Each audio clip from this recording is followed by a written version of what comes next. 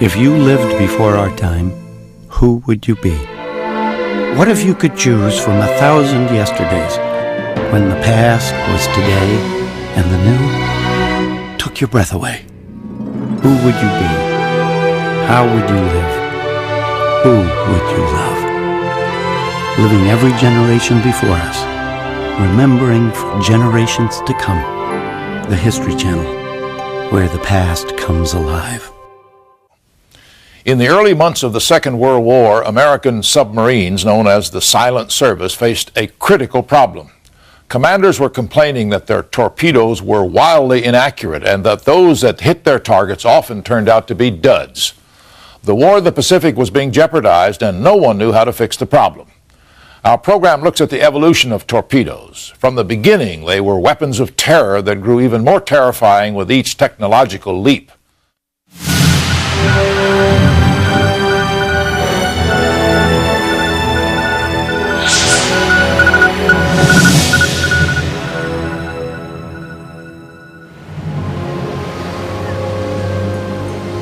The sea, vast, capricious, teeming with life and with predators. 3,500 pounds of Mark 48 torpedo, an advanced capability torpedo, is being loaded into firing position. Raise load line rollers to the surface position. Load line rollers raised to the surface position. Within its pressure-sealed cocoon, called a tube. The Mark 48 seeks its victims by sound. It can guide itself to the target or can be maneuvered from inside the submarine. TSC, this is Louisville. Understand, activate LSP. 2 decks above, inside Louisville's crowded control room, there is an air of palpable anticipation. Our weapons officer make tubes 3 and 4 ready in all respects. Louisville is closing in on its prey. Man battle stations, aye, sir. Chief of Watch from 1MC, man battle stations. Man battle stations, aye, sir. Man battle stations. Captain, sir, passing 175 to the left, 10 degrees from order course. You're well. Today's operation has been an exercise. But 50 years ago, during World War II, such actions were a matter of life and death. For 4 years, U.S. submarines patrolled the Pacific under a veil of stealth and secrecy that would be instrumental to the ultimate victory over Japan. At that time, loading a torpedo into position was no drill. It was the deadly calling card of the Silent Service. We had to do it with the ropes and pulleys. They're very heavy, they're about 3,000 pounds. And if the temperature is like around the equator is 80 or 90, it would be easy to sweat off 5 pounds. But unknown to those crews who put to sea after the attack on Pearl Harbor, the very instruments with which they hoped to strike at the Japanese, their torpedoes, were dangerously defective.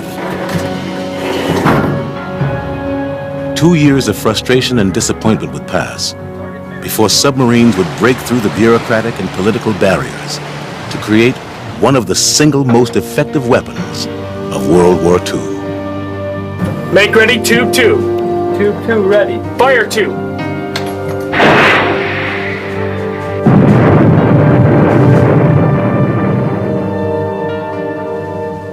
It's been said that the invention of the self-propelled underwater torpedo exerted greater influence on naval warfare than all the world's top admirals and naval architects combined. The first attempted use of underwater explosives emerged during the American Revolution. On September 6, 1776, the single-man, muscle-driven Turtle, designed by David Bushnell, tried to attach a 150-pound cask of gunpowder to the side of a British gunship in New York Harbor. The attempt was unsuccessful. Over the next few years, underwater explosives took on the generic name of torpedoes, after the torpedo ray, a species of fish that stuns its prey. Another American, Robert Fulton, is credited with the idea of providing mobility to the torpedo, thereby making it an offensive rather than a defensive weapon. His experimental submersible Nautilus was demonstrated in France in the early 1800s, but he could find no military sponsor. There would be few additional developments until the American Civil War. Confederate attempts to run the Union blockade led to the introduction of ironclad ships, moored torpedoes, or mines, and boom, or spar-mounted explosives. Spar torpedoes got to be fairly common. The Confederates had very little resources, but they had a lot of trees. So if you took a tree and put an explosive on the end of it and charged the ship and put a hole in it below the waterline, it sank. So spar torpedoes were an appealing weapon for the Confederate Navy. The Confederate submersible Hunley used a spar explosive to destroy the Union ship Housatonic in a daring attack off Charleston, South Carolina in 1864. The Hunley became the first submarine to sink a warship in combat, but her gallant crew sacrificed themselves in the effort. By the end of the Civil War, it was evident that armor, powerful explosives, and the submarine had brought an end to the glory days of sail-powered wooden warships. In 1868, Robert Whitehead, a British naval propulsion engineer, introduced a sleek new underwater weapon that he originally intended for use in harbor defense. The thing Whitehead brought was the idea of running it below the surface of the water. It became a stealthy weapon. But how do you get the power to run it if you don't have access to the air? He solved the propulsion problem by using a compressed air engine. In other words, you just took air and pumped it in up to 1,000 pounds per square inch or something like that in a tank, and then let the air out and use that air to run a small engine, and the engine turned to propeller. What Whitehead had developed was in fact an underwater missile. His torpedo contained its own propulsion and directional control and could run at a predetermined depth. That's one of the most remarkable pieces of absolutely intuitive engineering that I have ever heard of. He figured that out with no mathematical knowledge, no analytical knowledge of how the thing worked. It was just his engineering instinct. It was called the secret.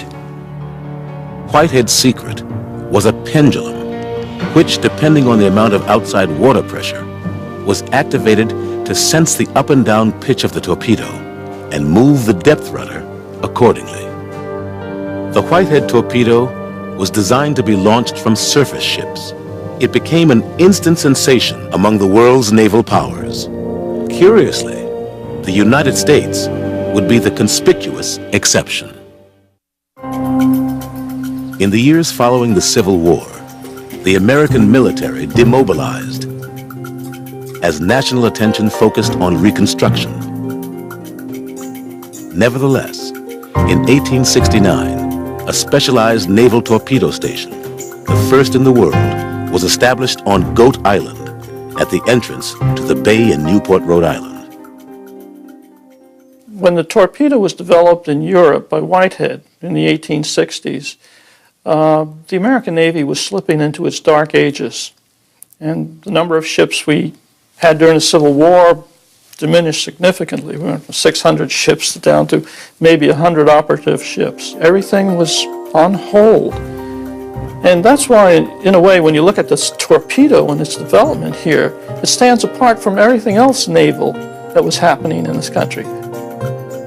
Research primarily involved conventional spar-type torpedoes and explosives, such as those used in the Civil War. But soon, Newport was developing a self-propelled torpedo similar to Whitehead's. The resulting automobile fish torpedo was tested in 1871 with disappointing results. The hull leaked, and the compressed air flask for the rotary engine was not airtight. The first American attempt at a self-propelled torpedo never went beyond the experimental stage. The Navy made annual requests to Congress for funds to purchase automobile torpedoes like Whiteheads. These requests were regularly denied. Consequently, the creation of self-propelled torpedoes became the domain of independent inventors and entrepreneurs. Newport was host to dozens of trials and demonstrations, but none of these prototypes found their way into the U.S. inventory. By 1881, almost 1,500 Whitehead torpedoes had been sold to navies all over the world, but the United States did not have a single usable modern torpedo. In 1883, the U.S. Congress finally appropriated money for the Navy to acquire a new torpedo. They turned to John Howell, a U.S. Navy commander who had patented a homegrown design in 1871. 20 years in development, the Howell torpedo was unique in its use of a flywheel engine instead of compressed air propulsion. A blast of steam spun the 132-pound flywheel to 10,000 RPM. Power was transferred to twin propellers through an elaborate array of gears and mechanical linkages. The Howell torpedo was a superb example of American craftsmanship, artisan capabilities in the 19th century.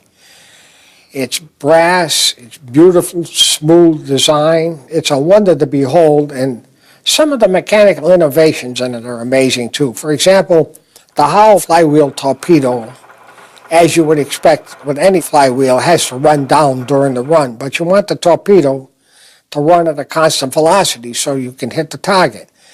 When you look at the Howell torpedo, it's got twin screws on the back end with variable pitch propellers to keep the velocity of the torpedo constant on its run to the target.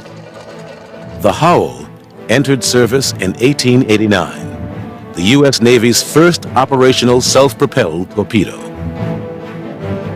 In Europe, Robert Whitehead continued to improve his design. In 1895, a gyroscope was added to the torpedo, which controlled its course during the run to the target. The torpedo had become a guided weapon. The U.S. Navy started to look on Whitehead's torpedoes since everybody else in the world was using them. Maybe we ought to have some. So the U.S. Navy in 1892 started buying Whitehead torpedoes. But they decided they did not want to be dependent on a foreign country for ordnance. So it was arranged that the E.W. Bliss Company in Brooklyn, New York, who manufactured tin cans, would get the American license to build Whitehead torpedoes for the U.S. Navy. Torpedoes were still intended for surface ships, but by the end of the 19th century, the submarine had sparked renewed interest. John Holland, an Irish immigrant, developed a successful prototype that incorporated a launch tube for 3 Whitehead torpedoes. It was purchased by the U.S. Navy and commissioned as the USS Holland in October 1900. The submarine had joined the fleet as a torpedo-armed warship. The pace of torpedo development accelerated. After several years of producing torpedoes under license for the U.S. Navy, the Bliss Company introduced a new turbine-powered torpedo for use on battleships and cruisers. It was called the Bliss-Levitt Mark I. At the same time, Bliss-Levitt was thinking, now that we got this turbine-powered torpedo going, we can make money on it.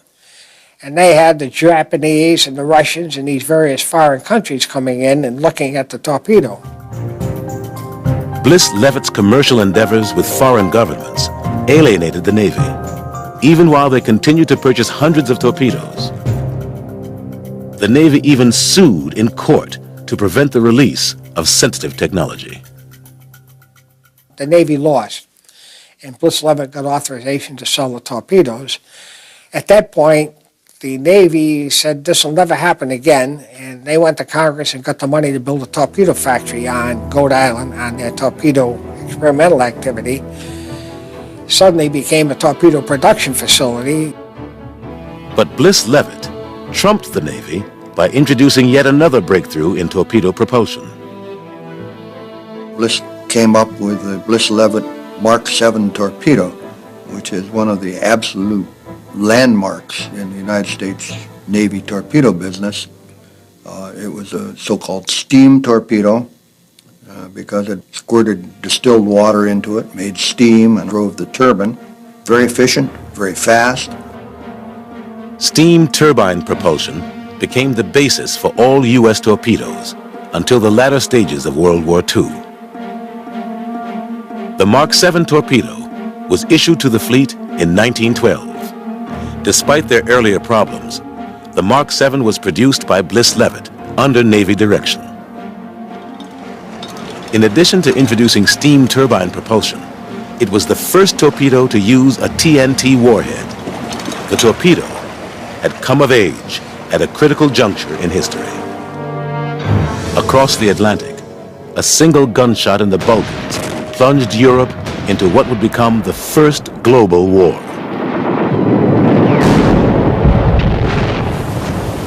Although the sinking of the passenger liner Lusitania by German U-boats helped draw the United States belatedly into the conflict, the U.S. Navy saw little action.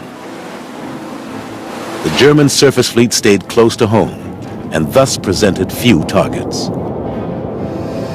The number of torpedoes fired by the United States Navy in World War I was very, very small. As a matter of fact, the number of torpedoes fired in combat by the United States Navy outside of World War II is very, very small. Even so, the war years saw the Newport Torpedo Station grow in influence, but in the area of mines and depth charges rather than for its torpedo work. It was the Germans who proved how effective torpedoes could be. U-boats sank in excess of 5,000 ships, over 11 million tons. But it would take another world war for the Allies, including the United States, to fully absorb the lessons of that terrible toll.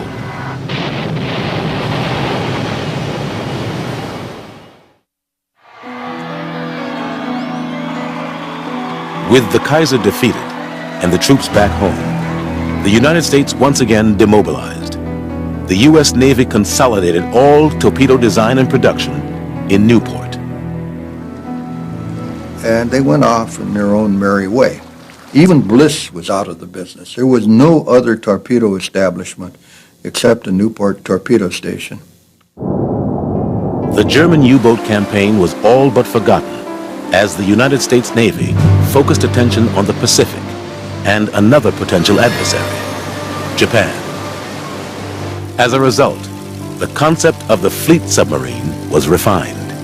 The new submarine would be able to operate in conjunction with the surface fleet and also independently, ranging alone across the vast reaches of the Pacific Ocean. More capable submarines called for a more powerful and long-range torpedo. Drawing on early 1930s experience with a new airdrop torpedo, the Mark 13, the Navy authorized a family of torpedoes based on the same design. The Mark 14 for fleet submarines and the larger Mark 15 for surface ships. All featured steam turbine power, first introduced in the Bliss-Levitt Mark 7. The motivation for the Mark 14 torpedo was in part to have a faster torpedo. And when you consider that typical targets might move at anywhere in the 10 to 15 knot ballpark, the difference between trying to hit them with a 30-knot torpedo and trying to hit them with a 45-knot torpedo is considerable. Another motivation was a bigger warhead, and even so, they only went to 500 pounds of TNT in the first Mark 14s. The Mark 14 submarine torpedo was 21 inches in diameter and 20½ feet long. It had two settings for speed and range, 46 knots to 4,500 yards, or 31 knots to 9,000 yards, or 5 miles. The mechanical parts of these weapons were beautifully machined, but excessively complex. It was just Newport in splendid isolation. And I think as a result, the old toolmaker mentality played a big role in some of what they were doing. Many hand-fitted parts. Nobody knew what Newport was doing. They didn't get much criticism. They didn't get much technical feedback. Facilities were expanded for production of the new weapons, which, to the Naval Bureau of Ordnance, represented the state-of-the-art in torpedo technology. They were especially proud of their new, ultra-secret, magnetic influence exploder. During World War I, the Germans had begun working on a magnetic mine. Upon sensing a disturbance in the surrounding magnetic field, the mine would explode beneath a ship's unprotected bottom, thereby rupturing the hull.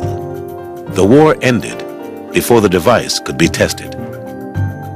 The U.S. Navy was intrigued by this new technology and initiated a highly classified program to create an influence exploder for torpedoes. A 500-pound warhead, a little bit on the light side for doing a lot of damage to ships as they were then being built. And it was generally, I would say, demonstrable that the same charge under the keel would do a lot more damage. As the magnetic exploder was developed over the following decade, very few people in the submarine community even knew of its existence. Ironically, Britain and Germany were also working secretly on the very same concept. All three countries had the influence exploder work going on in the back room to make increase the effectiveness of the warheads.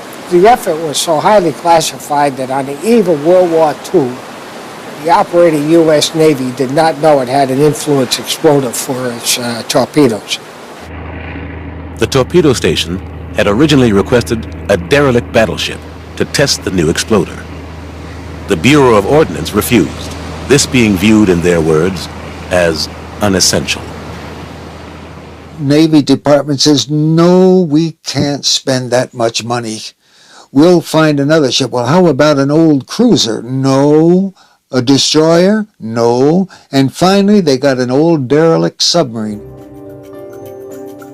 On May 8, 1926, amid great secrecy, live warshot trials against a submarine hulk were undertaken at Newport. And so they fired 2 torpedoes at it. The first one passed underneath the target and failed to explode. The second one went to the target and exploded and sunk the ship.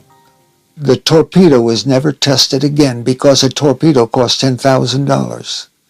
So we went into the largest war that mankind ever fought with a torpedo that had a 50% failure rate. Sounds impossible, but it's true.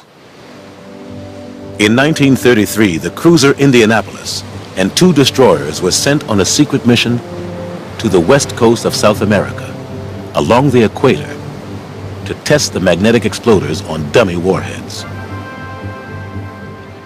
What was not taken into account were variations in the Earth's magnetic pull.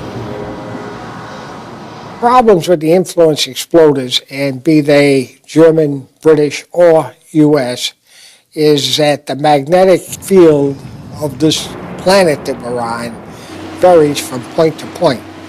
So when you try and design an influence exploder that looks at abnormalities in the magnetic field, which is what the ship is when it goes by, these magnetic abnormalities and levels of intensity vary all over the world.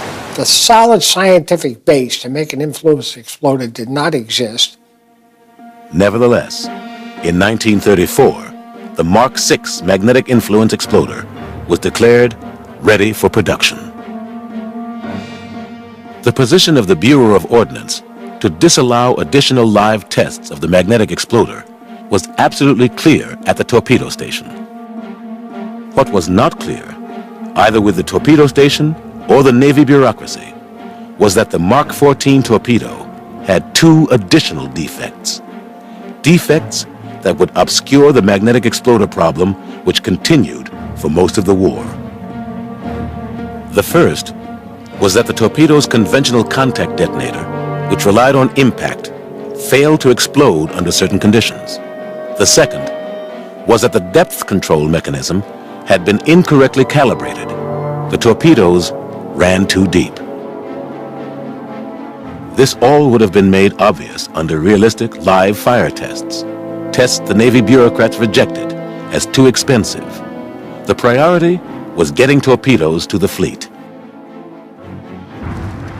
Following Germany's attack on Poland in September 1939 and the increased likelihood of war, the Navy faced a drastic shortfall of torpedoes. Civilian industry was enlisted in the effort, but this created new problems. Torpedoes could not be built like automobiles or tractors. One thing that most people don't appreciate is that the torpedo is an artisan hand-built weapon. Each torpedo is built, assembled, and proofed. It has a book with it that certifies it. That torpedo is a monolithic weapon. It's not something where you can swap an engine. Changes to the manufacturing process and minor adjustments and tolerances caused a high rejection rate when the new torpedoes were inspected by the Navy. They had built a Naval Ordnance Park in Illinois, a Naval Ordnance Park in St. Louis. They hired International Harvester. They hired Pontiac. They had everybody making torpedoes all over the place. Tremendous problems to bring these people up on the line. When the first reports of possible defects came in, the Bureau of Ordnance and Newport were only too willing to put the blame on civilian production problems. As the submarine sailed into harm's way, the torpedo's design flaws lay hidden. It would be left to the captains and crews of the silent service, not the ordnance establishment, to lead the way out of the quagmire. 2 hours in December 1941 turned an idyllic Sunday morning in Hawaii into an epic nightmare. Following the attack on Pearl Harbor, the U.S. fleet was ordered to execute unrestricted air and submarine warfare against Japan. But U.S. submarines had an inauspicious start. In the first engagement with the enemy, on December 14, 1941, in the Philippines, the USS Seawolf fired 8 torpedoes at a Japanese ship. 7 missed. 1 hit. None exploded. Bearing mark. So began the U.S. submarine war in the Pacific. In 45 separate attacks during the first weeks of combat, 96 Mark 14 torpedoes were fired, for a total of only 3 Japanese ships sunk. The most immediate impact of the submarine's poor debut was the failure to even seriously impede the Japanese invasion of the Philippines. Manila fell on January 1st, 1942. 10 weeks later, General Douglas MacArthur fled to Australia. The Battle of Midway in June 1942 was considered the turning point of the Pacific War. But despite the American victory, 18 U.S. submarines deployed as a defensive screen failed to sink a single Japanese warship. Submarine commanders blamed the lack of success on 2 primary causes: faulty torpedoes that ran too deep, and torpedoes that were hitting the target but not exploding. Fire 1. There were a lot of reports of deep-running torpedoes, or suspected deep-running torpedoes, because proving that they're running deep is difficult. And the Bureau of Ordnance was saying, well, you guys ain't shooting straight. You know, in those days, they took an attitude that, well, maybe you're right, maybe you're wrong. And we lost a lot of good skippers of submarines because they were disbelieved. We pretty much, let's say, 80% believed the sound operator who said, I can hear them hitting the target. So most of what we felt was tremendous frustration. Not only that, we felt that taking such great risk with our own lives for nothing, it was bad on morale. At Pearl Harbor, Rear Admiral R.H. English sided with the Bureau of Ordnance in placing the blame on the submariners' lack of initiative. to be commander of the Bureau of Ordnance was very important and was a stepping stone to even higher command to flag rank. So the power of the Bureau of Ordnance and its prestige is one of the reasons not to challenge its favorite submarine weapon, that is this torpedo. In Western Australia, however, Rear Admiral Charles Lockwood took his submarine captain's complaints seriously. On June 20th, 1942, outside the harbor in King George Sound, in southwest Australia, Lockwood test-fired torpedoes against moored fishing nets. Although more than 800 torpedoes had been fired in combat, this was the first controlled test since 1926. The firings proved to Lockwood's own satisfaction that the Mark 14 was running on average 11 feet deeper than set. Washington ridiculed the test. The immediate reaction for the Bureau of Ordnance was you didn't have the torpedoes trimmed right. The weight distribution wasn't right. Furious, Lockwood repeated the test. The results were the same. Finally, the Bureau of Ordnance ordered its own investigation of the depths problem. On August 1st, 1942, almost 8 months after Pearl Harbor, Newport conceded that the Mark 14 depth control mechanism had been improperly designed and tested. But after incorporating the necessary modifications, sinkings did not dramatically increase. Downscope! Complaints about premature detonations, erratic runs, and dud torpedoes fell on deaf ears. The magnetic exploder became the primary suspect. Admiral Ralph Christie, who took over command of submarines in Australia when Admiral Lockwood was transferred to Pearl Harbor, adamantly refused to consider magnetic exploder defects. Not surprisingly, Christie had been responsible for its design while in the Bureau of Ordnance. He specifically ordered his submarine crews not to tamper with the magnetic exploder. When we took a load of torpedoes out, we were forbidden to mess with the exploder mechanism. But of course we did. But they knew that we were doing it, and so they used little tricks. And one of the things they did, when they put in the screws to hold the exploder mechanism into the warhead, they would put little dabs of green paint. Now if you remove that, that paint would be disturbed. Well, we would do this. We would go to the torpedo man in the torpedo shop and say, what color paint are you using on the torpedoes? Well, we're using blue. Now, well, give us a little can of blue paint because we want to take them apart and make them work. And then if we bring them back, we'll paint them up blue again. The Germans and the Brits both had exactly the same experience. The magnetic exploders, as originally designed, simply were not particularly reliable. They were capricious. Sometimes, especially close to the equator, they would get signals too far away from the ship, and they had prematures. Finally, in June 1943, Admiral Chester Nimitz, commander of the Pacific Fleet, ordered the deactivation of magnetic exploders on all torpedoes. But the submarine success rate did not improve. Instead, the number of torpedo failures seemed to increase. The Bureau of Ordnance, in the meantime, had corresponded with Albert Einstein at Princeton University on a variety of issues, including torpedo detonation. Einstein, who was paid $25 a day as a consultant, quickly understood the problem. The contact exploder's firing pin, located in the warhead, was deforming on impact before it could detonate the explosive. Einstein's immediate suggestion was to add a space at the front of the warhead, providing an additional cushion to absorb the initial shock. The Navy never pursued Einstein's suggestions, and once again, the submariners had to find their own solutions. The torpedo controversy came to a head in July 1943, when the USS Tenosa received intelligence that a large Japanese tanker would pass through her patrol area the next morning. We fired 4 torpedoes from 1,000 yards. The sound man could hear them hit, but no explosions.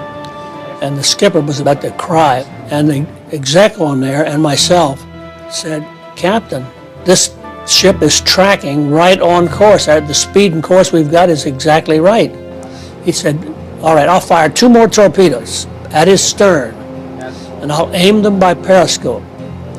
But we fired those on a run of 4,000 yards, which is 2 miles. And one missed, and one hit his stern, blew his stern up, and he couldn't move again. So he sat there. We fired over the next 3 hours, 3 to 4 hours, 12 more, one at a time. We fire one side, we go around to the other side. Consternation and frustration extreme. None of the 12 torpedoes exploded. The Americans were finally chased away by Japanese ships sent to help the beleaguered tanker. Dan Dasby, Tenosha's captain, saved his last torpedoes as conclusive evidence that something was very wrong. Now, Admiral Lockwood had to accept that yet another component of the Mark 14, the contact exploder, was also defective. These sheer cliffs on uninhabited Kahulave Island, southwest of Maui, provided the final piece of the exploder puzzle. On August 31st, 1943, as a Navy patrol plane circled overhead, 3 torpedoes were fired against Kahulave's underwater cliffs. The first and second torpedoes detonated. The third was a dud. A Navy diver went down doing probably one of the most under-heralded and most heroic things that's been done in the course of the war. He went down and put a line on this live warhead that had not exploded, and they fished it up, and then they took the damn thing apart. Finally, they found out what was causing the trouble.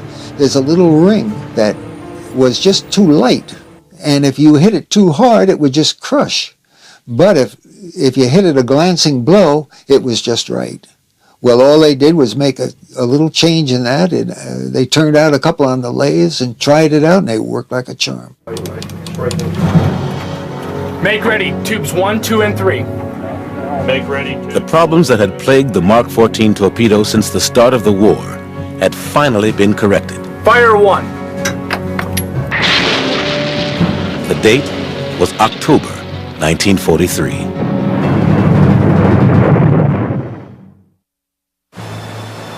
The first 2 years of World War II was a frustrating time for the Silent Service. But by the end of 1943, torpedo performance had improved dramatically. It's hard to describe the feeling that you get when you do sink something. You followed a target and you kept closing in on him for a whole day. And finally, you might make an approach on it, maybe that night. And with luck, you might even get to fire a fish, but you might not. And you might have to start the whole procedure all over again. You might work on it for 2 days. But finally, if you did sink them, all that pent-up tension culminated with that explosion. And when you saw that ship go down, or you heard it go down, when it sunk, you could hear the bulkheads crushing under the sea pressure. Then you felt good about yourself.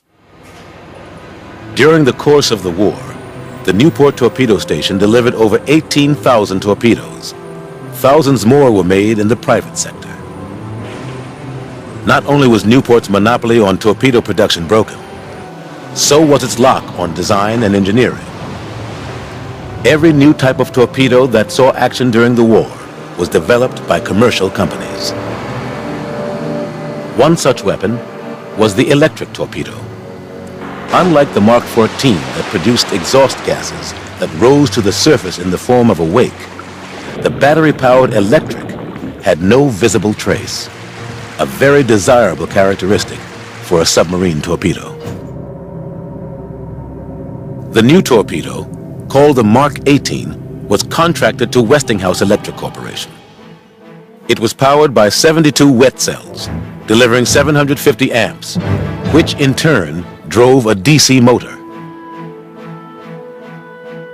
It was important that all those cells be working, and in those days, our maintenance procedure was to check the water levels when you started, check the gravity of every cell, every one of those 80 cells, and make sure it was up.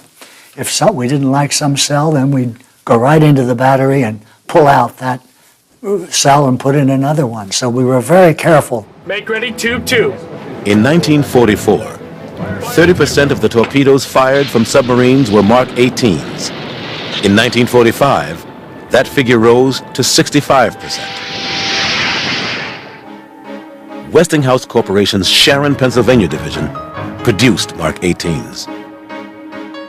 In a gesture typical of munitions plants, Sharon Division employees periodically worked off the clock without pay for the war effort.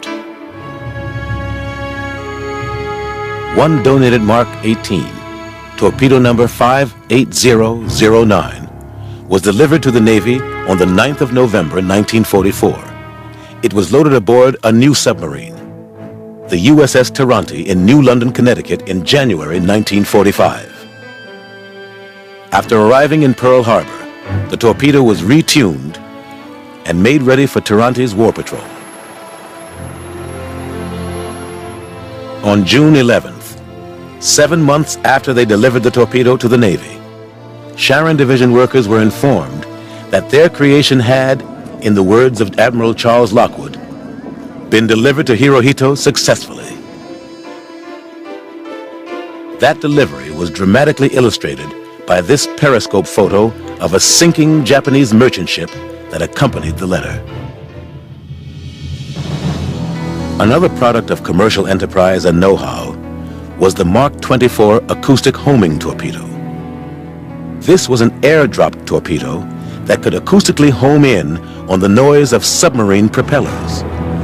It was developed with a specific target in mind: German U-boats operating in the Atlantic. For security reasons, it was called Mine Mark 24, or more commonly, just Fido. The interesting thing is the absolute stark contrast between the evolution of the Mark 14 torpedo and the evolution of the Mark 24 torpedo. The Mark 14 started in the 30s, and at the end of 1941, it still had a lot of defects in it. The development of the Mark 24 started in December of 1941, and in May of 1943, it sank its first German submarine. Absolutely tremendous.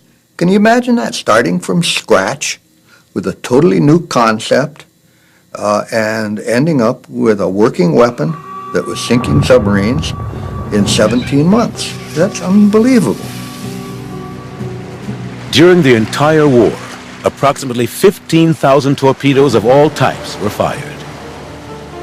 Despite a disastrous beginning, U.S. submarines, while comprising less than 2% of the Navy's wartime commitment, eventually accounted for over 5 million tons of shipping. 55% of all Japanese vessels lost. World War II saw the maturing of one of the most influential weapons in history. It was an evolution that began at the turn of the century, when the torpedo, with gyro control, was transformed into the first guided missile. With the introduction of acoustic homing during World War II, the torpedo became the first autonomous missile. Its success stands as a tribute to those who fought and died beneath the waves during the Second World War. Today, on board the USS Louisville and her sister submarines of the Silent Service, the torpedo, that lethal device of infinite complexity, remains poised, listening, deep in the oceans of the world.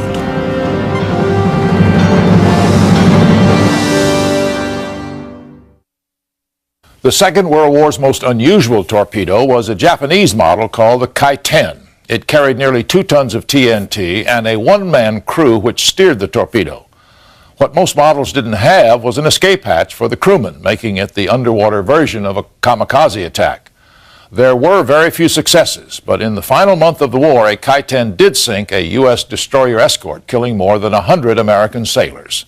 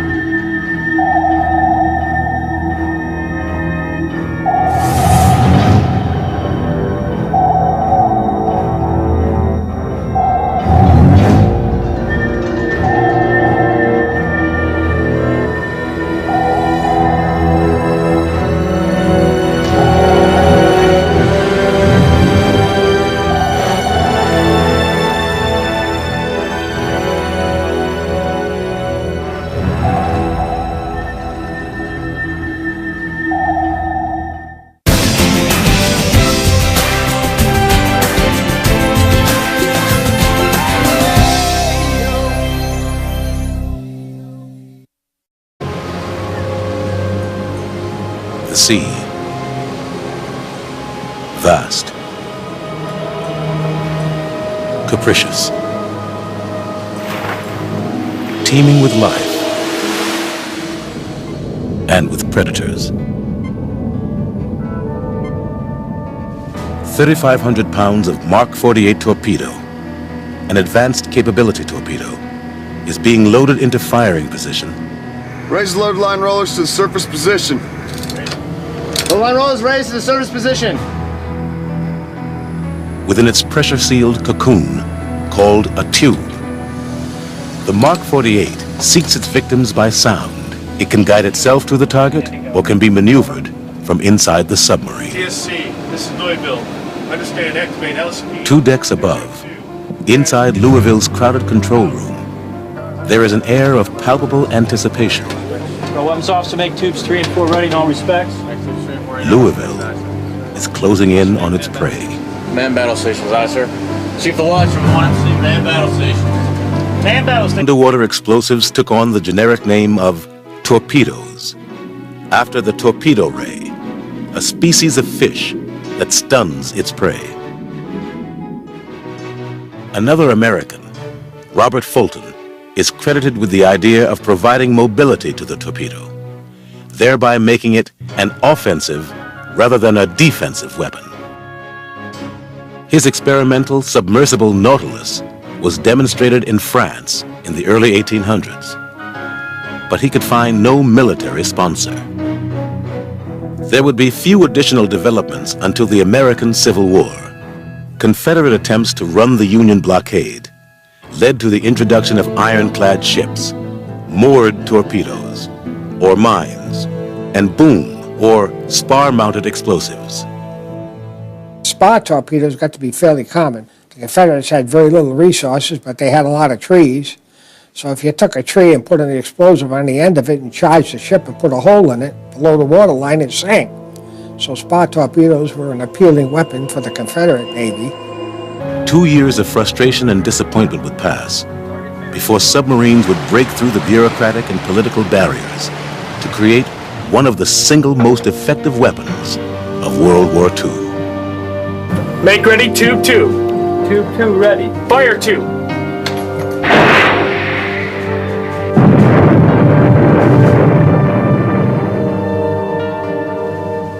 It's been said that the invention of the self-propelled underwater torpedo exerted greater influence on naval warfare than all the world's top admirals and naval architects combined.